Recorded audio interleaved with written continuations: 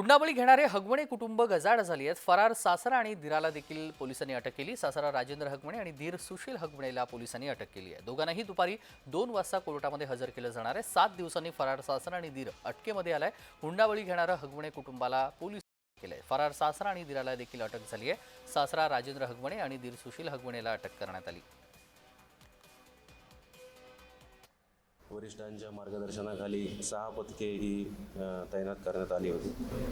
पैकी 2 आरोपी जे आहेत राजेंद्र तुकाराम हगवणे सासरा आणि सुशील राजेंद्र हगवणे दीर यांना आज पहाटे आमच्या पथकाने पुणे स्वारगेट येथून ताब्यात घेतलेलं आहे।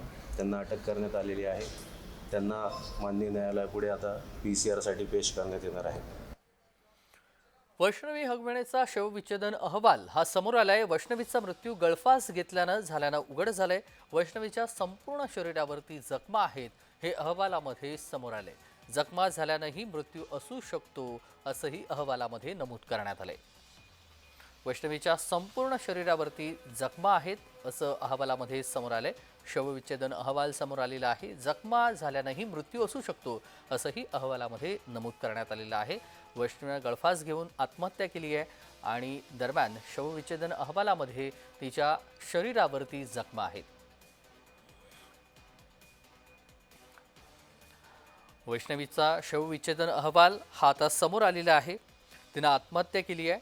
गळफास घेऊन तिने आत्महत्या केली आणि शवविच्छेदन अहवालामध्ये तिच्या शरीरावरती जखमा देखील आढळलेल्या आहेत।